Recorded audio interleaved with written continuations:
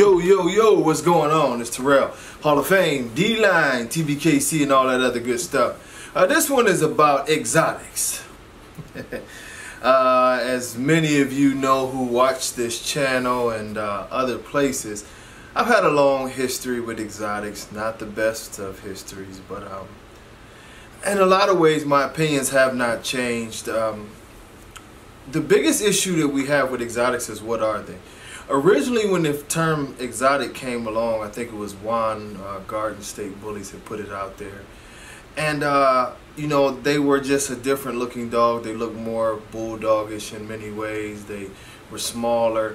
And since that time, it has went like further and further and further. But with everything that we've seen from the exotic, we still don't know exactly what an exotic is, because you see so many different variations of the dog. The one thing that has become sort of synonymous with the exotic is the inability to produce a good dog. And what I mean by good dog is a healthy dog that can breathe. A lot of the traits with the exotics that people are going for are actually a lot of Down syndrome traits. A lot of Down syndrome traits, and there's some other flaws from inbreeding the dogs, trying to make them smaller and smaller and smaller.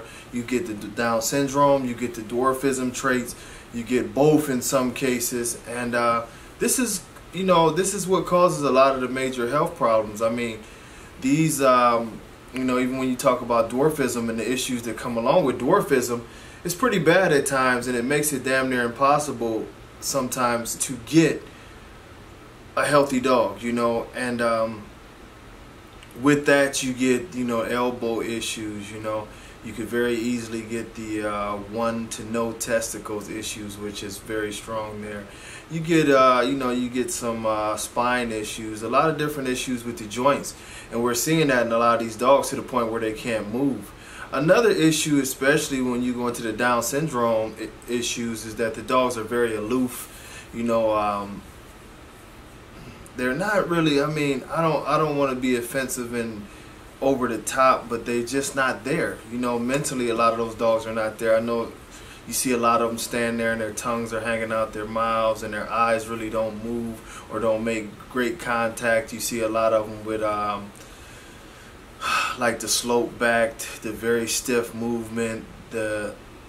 It's sad. I mean, and there are people who are doing the what is that called, the clean exotic movement, and I've seen some that actually are clean. I've seen some that actually run and move great, and that's a great thing. But I think the biggest problem, like with some of the other dogs that are out there, is that the exotic, bottom line, is for the most part not a dog that's bred responsibly. It's not a dog that was put together responsibly, and more so it's glorified for the bad traits, which are unhealthy traits that cause these dogs to have a very short lifespan. In some questions they were asked, do I think it can be fixed? Honestly, I do not. I think it's almost like a scratch it and start all over type of situation.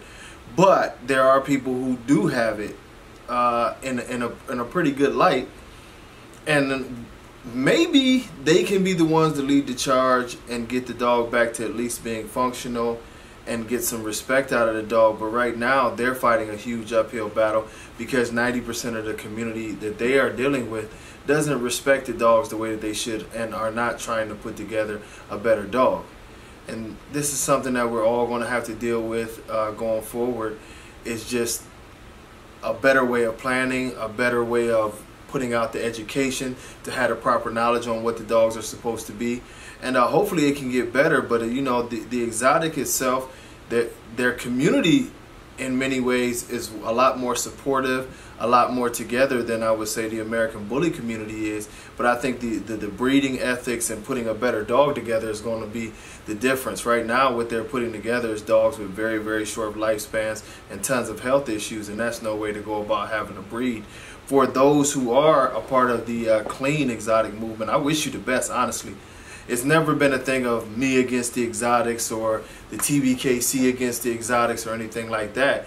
What it's been is just doing things the right way and making a dog that's healthy, that doesn't have those breathing issues or obvious traits of Down syndrome and other issues that could cause a lot of problems. So with that being said, you know, exotic community, man, pull together, make better dogs, prove everybody wrong. You know, I do root for you in that aspect. But do I have a lot of hope that this is going to come together? Probably not, considering the way that, you know, the community defends a lot of nonsense. But hey, man, till next time, I'll catch up with y'all later. Peace.